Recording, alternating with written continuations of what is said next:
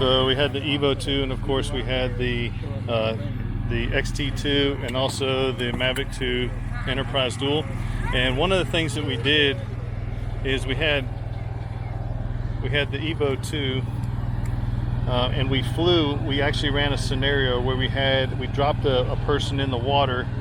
We have a lake out here, and we dropped a person in the water, and they were about a half a mile away, and we had to go find them. We didn't know exactly where they were going to be, and we took off from here, and we found them we were flying the Autel Evo2 Dual up at about 250 feet, and we found them in the water. Now I'll show you some pictures and stuff, but here's the one thing I wanted to show you that was key. So on this small display right here, this is the small 5.5 inch crystal sky. I was not able to see him, or I could barely see him. He was a little tiny dot, but I would not have able to find him on my own.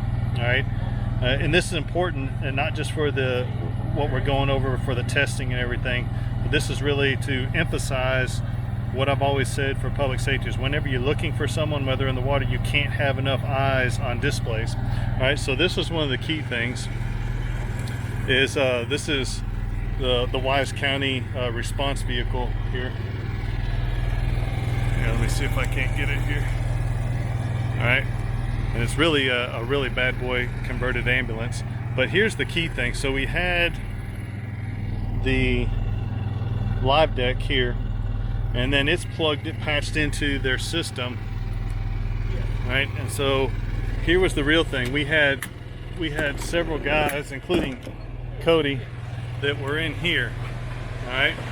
And we have up on the big displays, and so they were sitting here. Of course, it's nice and cold air conditioning, but on top of that, they had optimal lighting, and everything was optimal for actually going out and doing a search. So I was standing out here as pilot in command.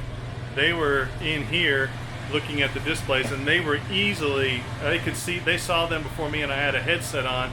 They said, okay, hey, stop right there. And we zoomed in and were able to find him in the water, and it was a successful find. Now again, I had the aircraft out here, about right where my tip of my finger's at, and about a half a mile away, right? So from that distance, standing here, the key is as many people as possible looking at the displays, right? It's not just your single pilot going out and finding them. He's got to pay attention to everything that he's looking at as far as his his telemetry data and everything else.